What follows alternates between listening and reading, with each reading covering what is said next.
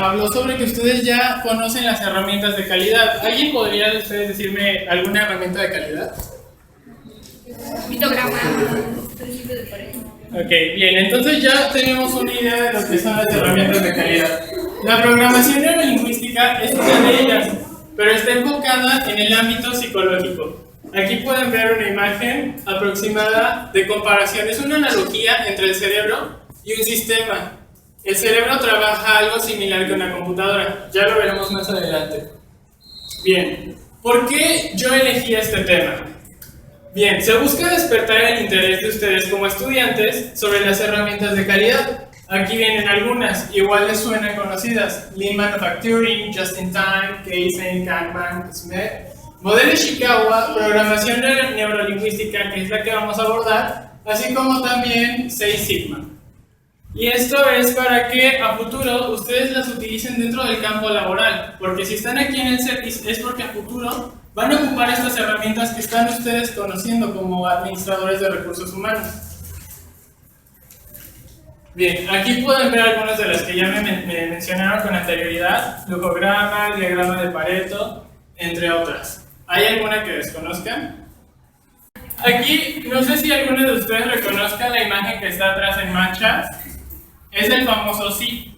De ahí deriva la palabra psicología, es una letra griega. El sí anteriormente se consideraba como una mariposa, por eso tiene esta forma, que los filósofos indicaban que al morir una persona salía y era el alma de la persona. A través de los años se ha ido adaptando hasta llegar a lo que hoy es mente. Por eso es el estudio de la mente, la psicología. Bien, los administradores de recursos humanos se encuentran en un constante intercambio de información con diversas personas, ya sea en el ámbito laboral o en el ámbito personal. Muchos de ustedes, cuando salgan de aquí y estén en el ámbito laboral, van a tener un jefe directo y van a tener que cambiar información, van a tener que tratar con proveedores, con empleados, con jefes y demás. Es por esto que no se concibe la idea de un administrador de recursos humanos que no desempeñe en la parte psicológica. Más ustedes que están enfocados en la contratación de personal, en la capacitación y todos aquellos procesos que lleva un recurso humano, es enfocado en este recurso. Continuamos. Aquí les muestro lo que es un poco del concepto y de la historia. La programación neurolingüística es un manual del uso del cerebro. Explica los componentes. Como pueden ver, el cerebro está dividido en varias partes y cada parte tiene una función. Entonces vemos que es un manual de uso, va a detallar cada parte de una estructura que nosotros ya tenemos formados, y así como los pensamientos y cómo los vamos a utilizar. O sea, los pensamientos conllevan a actos. Entonces, ¿qué conlleva a estos actos? Los pensamientos. ¿Pero qué hay detrás de los pensamientos? Eso es lo que busca la programación neurolingüística. Lo maneja en la década de 1970. John Grinder y Richard Blender fueron los cofundadores y reunieron a varios jóvenes brillantes para ver cómo actuaban, cómo pensaban y qué derivaba de todo esto y cómo se comunican ellos, porque es una de las bases de la programación neurolingüística, la comunicación. ¿Alguien sabe qué es el lenguaje? ¿Alguno de ustedes que me pueda comentar un concepto que tenga de lenguaje? No sé, tu compañero, ¿qué entiendes por lenguaje? Es un método de transmisión de comunicación entre un emisor y un receptor. Entonces, pero cuando nosotros manejamos el lenguaje, es una etiqueta. Si yo digo, por ejemplo, escritorio, es una palabra porque es una etiqueta que está delimitando el objeto y está dando en este concepto de escritorio. Hay muchas definiciones que pueden interpretar diversas personas, pero también conlleva otras cosas, porque por ejemplo, un escritorio no es un simple escritorio, sino también es una herramienta que se utiliza en las escuelas, es un material de apoyo. Entonces, detrás de cada palabra hay un conjunto de significados. Por ejemplo, computadora, tiene un gran poder la palabra computadora. ¿Por qué tiene ese gran poder? Si yo te digo, ¿qué prefieres? ¿Un lápiz o una computadora? ¿Qué prefieren? ¿Por qué prefieren una computadora? Porque sabemos que la computadora conlleva una satisfacción de necesidades. Sabemos que una computadora nos va a ser más útil que un lápiz y que el lápiz es más accesible que una computadora. Eso es lo que trato de decir. Son etiquetas que atrás de ellas conllevan una fuerza porque tienen distintos significados para cada persona. No va a ser lo mismo una computadora para él que para ella, porque depende cómo haya satisfacido las necesidades del objeto. Aquí vemos lo que es el concepto de lenguaje. El lenguaje es un código que utilizamos los seres humanos para comprendernos y comunicarnos. Cada lengua y cada palabra de cada lenguaje es un acuerdo. ¿Alguien entiende esto de un acuerdo? Un acuerdo es algo en el que dos personas o más tienen establecido como verdadero. Es como si yo les digo que esto es un perro. No es un perro porque el acuerdo indica que esto es un escritorio. ¿Me entienden? Entonces, cada letra y cada palabra está formada por un acuerdo entre la sociedad. Y eso nos permite comunicarnos eficazmente.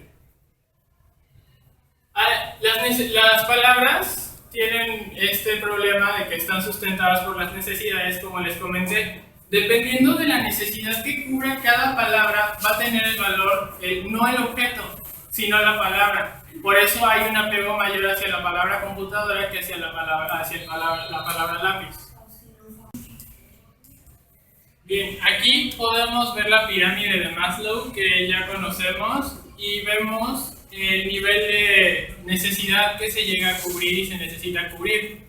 Muchos eruditos piensan que Maslow estaba equivocado porque hay personas que pueden llegar a la autorrealización sin pasar por la seguridad. Hay personas, por ejemplo, que llegan a no tener una casa, pero se sienten realizados. Todo depende del objetivo de cada persona. Pero en una sociedad lo ideal es que se vayan satisfaciendo dependiendo de cada rubro que tiene esta pirámide. Pero bueno, la paso porque pues ya es algo que conocen más y más los administradores de recursos humanos. ¿Lo conocen? Sí. Ok, ¿qué sostiene el lenguaje? Ya les había dicho que es una necesidad, pero ¿por qué las personas tenemos necesidades? ¿Qué es la necesidad para nosotros? ¿Alguien sabe por qué los seres humanos y todos los animales tenemos necesidades? ¿Cuál es la finalidad de tener una necesidad? Para lograr algo, satisfacer algo. Lograr algo, ok. Tú puedes decir que es para lograr algo, pero entonces, ¿cómo actúa una necesidad para lograr algo?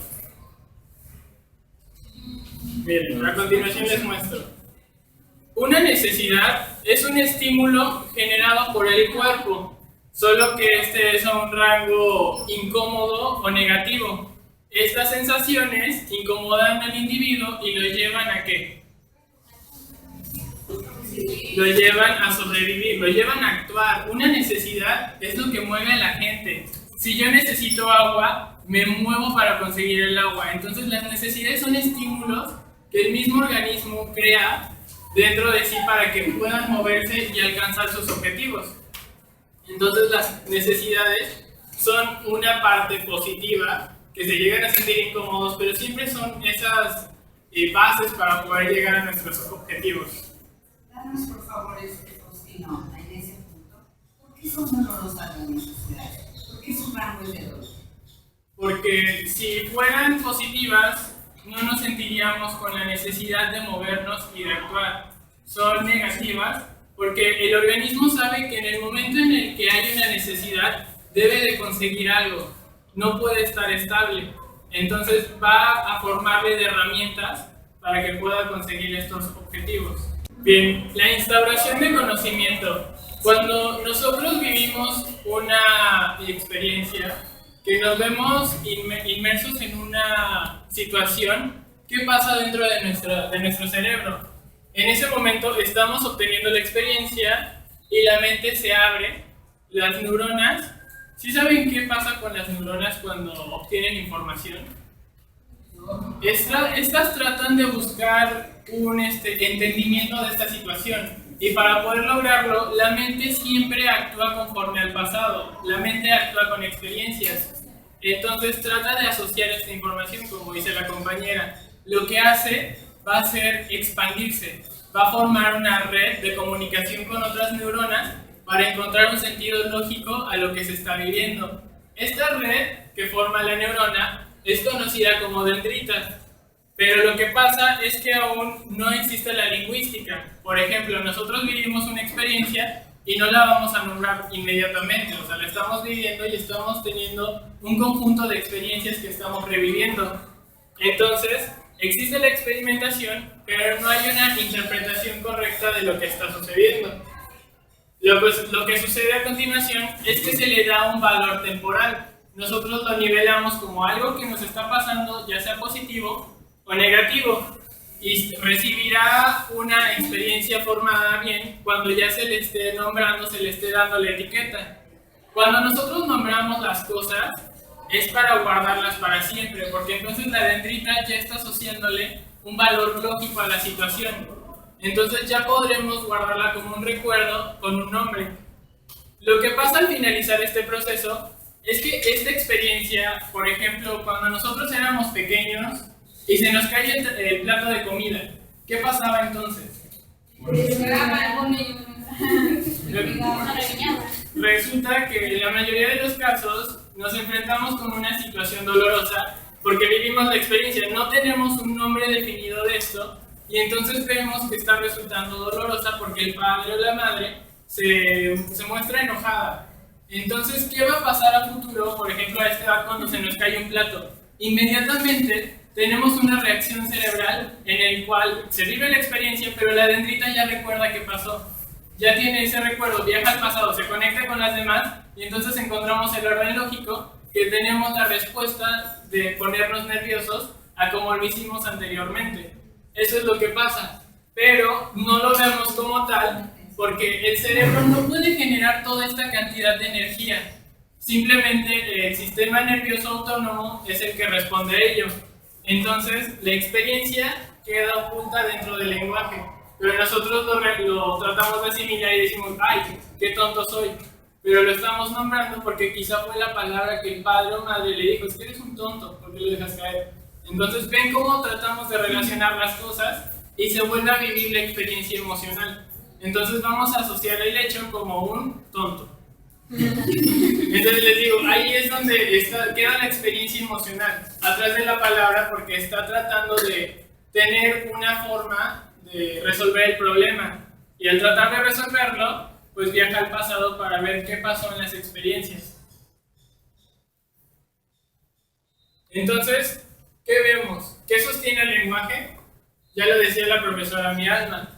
Lo sostiene bueno, no se ve muy bien por el tipo de cañón, pero es la experiencia emocional. Se utiliza el lenguaje y la realidad queda oculta, porque queda en el inconsciente. O sea, toda la experiencia que nosotros vivimos cuando se cayó el plato y que nos poníamos nerviosos, al momento en el que se nos vuelve a caer, no vamos a volver a decir, yo cuando era pequeño, mi papá me pegó. No, o sea, la experiencia emocional queda almacenada en la palabra y al decir soy un tonto se revive y se cree que se está solucionando el problema. Eso es lo que sostiene el lenguaje, es una experiencia emocional que tratamos de revivir para solucionar el problema. Entonces, cuando nos estamos comunicando, estamos intercambiando esas experiencias. Es como si yo te dijera, te cuento cómo me fue, supongamos, un ejemplo, con mi novia o novio, estoy reviviendo toda esa experiencia emocional y con cada palabra, cuando yo se lo digo a la amiga o amigo, él al tomar cada palabra igual trata de asociarlo con una experiencia emocional. Si yo le digo, amiga, me cortó mi novia o mi novio, entonces la amiga al escuchar cortar, ella ya tiene una experiencia emocional almacenada en esa palabra. Entonces vas a ver que la amiga está viviendo un momento doloroso. Entonces, de ese modo interactuamos y estamos intercambiando esas experiencias emocionales con cada palabra. Entonces, detrás de cada palabra hay una experiencia emocional, ya sea positiva o negativa. Pero el cerebro no va a hacer que la amiga recuerde, yo cuando tenía mi novio también. No, o sea, inmediatamente sabe que es un momento doloroso. Y entonces la experiencia como tal queda oculta. Lo que queda muy vivo es simplemente la experiencia emocional que va a revivir al escuchar cada palabra. ¿Mediante qué sistema el cerebro instaura conocimiento? Como ya vieron, trabaja de una manera binaria. Ya sabemos que es binario, es de dos. Y de una manera analógica. Nosotros vamos a medir las situaciones de una manera ya sea positiva o negativa, dolorosa o placentera. Y lo analógico es representar, es muy doloroso, es aceptable, es bueno, es agradable o es excelente. O sea, hay un rango de nivel entre lo doloroso y lo placentero. Entonces dice que la mente es un sistema binario analógico que interviene lo negativo, lo positivo y la intensidad con la que se genera cada uno. Cuando se genera un sentimiento grande, se crea un apego grandísimo a la palabra, es lo que decía la profesora Mialma. Cuando decimos avena, podemos tener un sentimiento de repulsión o un sentimiento de amor, si fuera el caso de que cada vez que visito a la abuela me hacía avena. Entonces se va a ganar un conjunto de emociones y se va a llegar a ese nivel en el que nosotros quieramos repetir constantemente las palabras para poder revivir esas experiencias emocionales. Aquí viene algo muy interesante, es lo de los traumas. Aquí pueden ver una imagen que no es muy clara, pero inmediatamente vamos a asociar qué es. Los traumas vienen por una sensación que no se quiere volver a repetir, es lo contrario a lo que estaba diciendo hace un momento. Se le da un nombre pobre. Ejemplo, ay Dios mío, un alacrán, esa cosa es peligrosa. El lenguaje se está ocupando como una manera de defensa, porque ella tiene una experiencia emocional a eso y sabe que es doloroso. Entonces, sabemos que a una experiencia dolorosa le podemos llamar peligro. Entonces, cuando utilizamos peligro, estamos reviviendo todas esas experiencias dolorosas que nos van a impedir acercarnos a aquello que se está nombrando. Entonces, aquí cuando yo digo un alacrán es peligroso, no se le está nombrando como tal para estudiarlo, sino para mantenerse alejado. Se está ocupando el lenguaje como un método de defensa. Aquí se puede ver ya más claro qué se está ocultando ahí. Volviendo al ejemplo, el alacrán puede ser peligroso, pero insisto, ahí no se está dando el nombre para estudiarlo. ¿Qué pasa? El alacrán tiene un aguijón, pero ¿para qué es ese aguijón? ¿Alguien me puede decir por qué los alacranes tienen aguijón? ¿Alguien que le guste la biología? Para defenderse. Entonces, ¿qué pasa? Ella ya conoce, ya estudió qué es un alacrán o qué son los aguijones. Sabe en ese momento, ella ya no puede tenerle tanto miedo porque sabe que es para defenderse. En ningún momento está diciendo, el alacrán tiene un aguijón para atacar. El alacrán solo lo llega a utilizar para atacar cuando va a comer o cuando trata de defenderse. Entonces, ¿el alacrán es bueno o es malo? Exacto, no puede haber una dualidad entre si es bueno o es malo. El alacrán simplemente es un ser y existe, ¿no? Luego, ¿qué más pasa? Aquí ya podemos ver claramente al alacrán. Los bebés alacrán se comen a la mamá. No sé si alguien sabía esto. Pero, entonces muchos pueden decir, oye, qué horrible animal, ¿qué animal se come a su propia madre? Pero lo que uno puede ver, ya que lo estudia, es que el alacrán hembra permite que los bebés se los coman porque ella quiere que sus bebés sobrevivan. ¿Quién no daría la vida por sus hijos? Yo creo que la mayoría daría su vida porque sus hijos puedan sobrevivir. Entonces yo les pregunto, si ven un alacrán, ¿lo matan o lo respetan? ¿Ven? Ahí es cuando ustedes se están limitando al conocimiento que puede haber dentro de un animal, porque este animal es increíble. Poder dar la vida por sus hijos es algo admirable. Entonces, si ustedes pudieran generar un correcto entendimiento, esto genera una mejor convivencia entre individuos.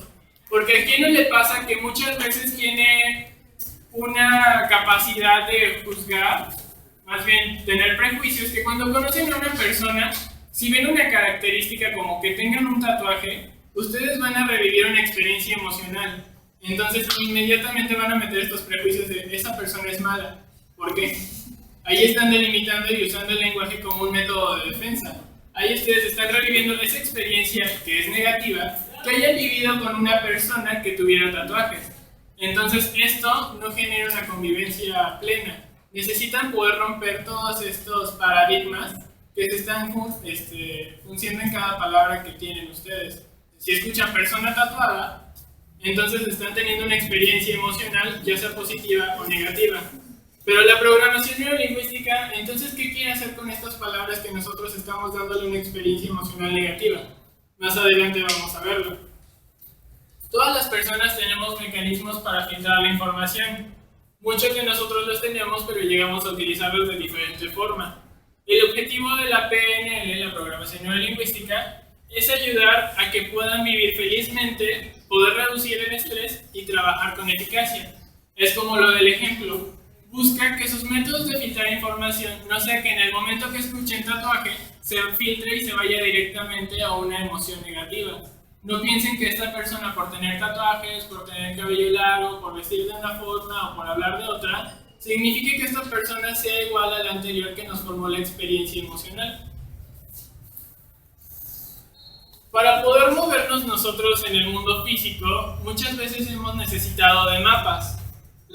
Los mapas sirven para orientar, son una abstracción de la realidad, es el resultado de una investigación del pensamiento y toma de decisiones de alguien. Para poder generar un mapa, necesitamos haber explorado el entorno, y solo así se puede ir formando uno de estos mapas.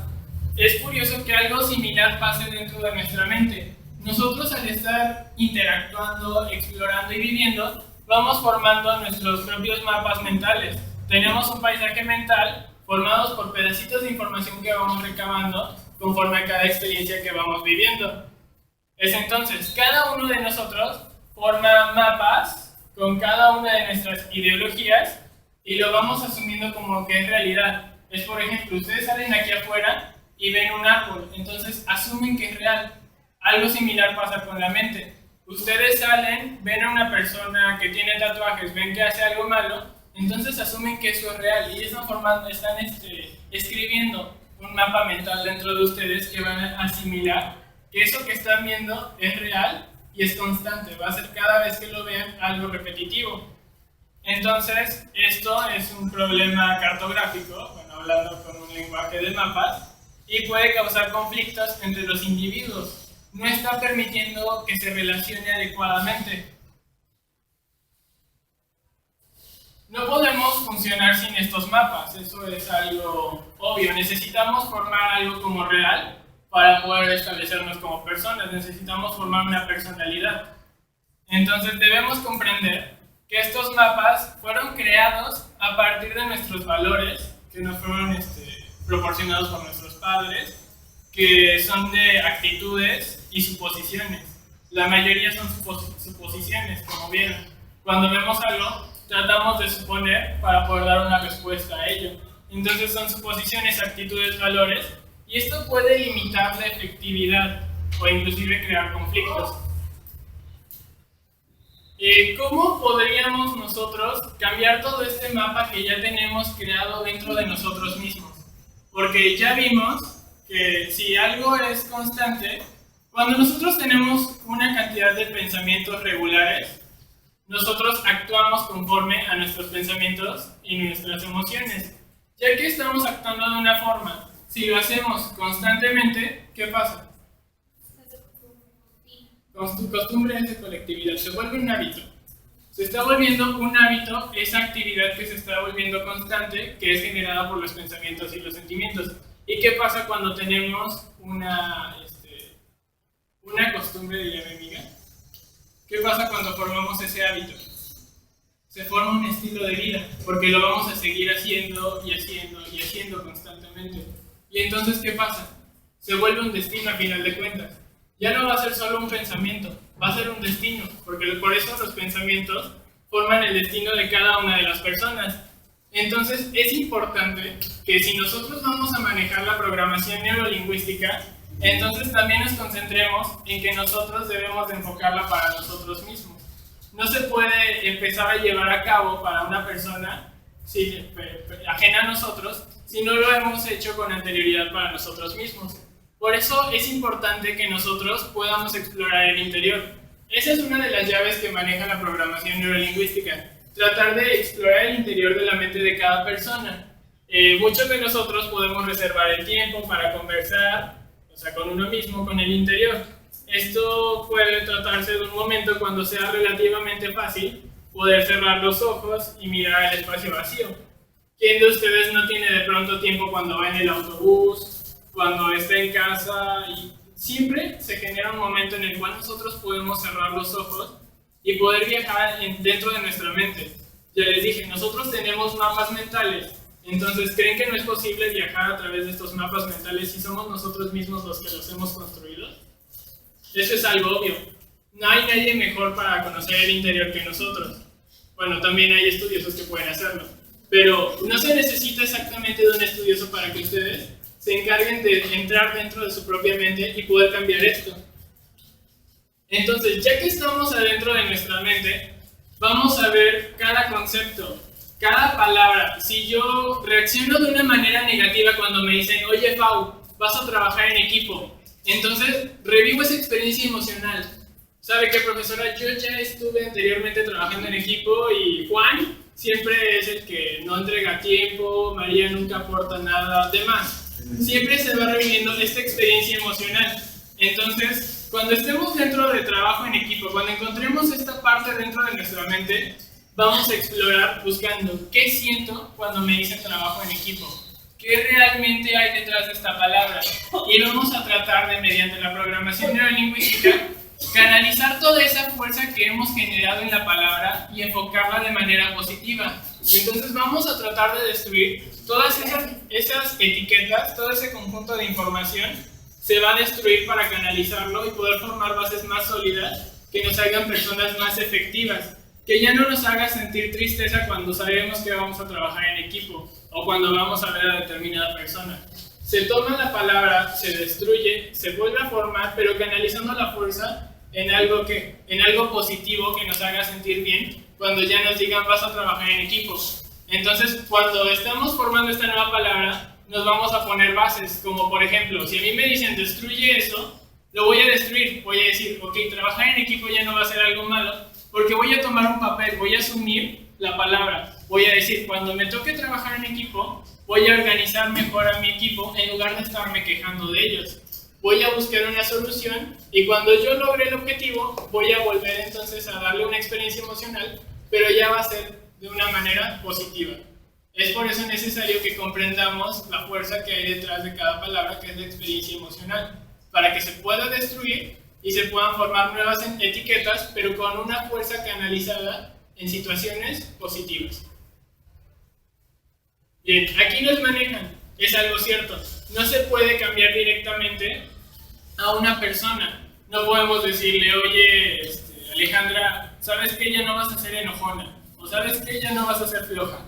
Eso es algo que no es posible, pero sí podemos trabajar con nosotros mismos y cuando ya hemos trabajado con nosotros mismos, entonces vamos a poder nosotros romper todas esas etiquetas y buscar una forma real de cambiar a la persona. Ya no es ir directo y decirle, oye, cambia, sino va a buscar situaciones y va a tratar de llegar a ella, a su interior, para que poco a poco, con un trabajo constante, se pueda renovar, se pueda reprogramar esta idea que tiene ella de sí misma, de cada palabra que ha tenido a través de su vida y de sus experiencias. Muchas veces las personas no queremos hacer esta reprogramación neurolingüística. Nos da miedo, decimos, es que oye, no, yo no necesito cambiar. Y muchas veces puede ser cierto, puede ser una persona muy efectiva, pero si se aplica la programación neurolingüística no solo va a ser efectiva, sino que también va a ser eficiente. O sea, la programación neurolingüística no trata de, la voy a aplicar a ella porque es floja, no. La voy a aplicar a todos mis empleados o todas las personas que me rodeen para que sean la mejor versión de sí mismas, para que ya no vivan con prejuicios, miedos, tristezas, estrés. Sean personas felices, eficientes y eficaces. Bien, aquí en conclusión, yo les manejo que la programación neurolingüística busca ir al interior de la mente, hacia esos mapas que ya les he manejado, esas construcciones que están basadas en las experiencias emocionales, y así se pueda romper estas estructuras que impiden al individuo ser una persona íntegra. Entonces, reprograma las ideas y canaliza las fuerzas para conseguir personas más felices, más eficientes y más eficaces.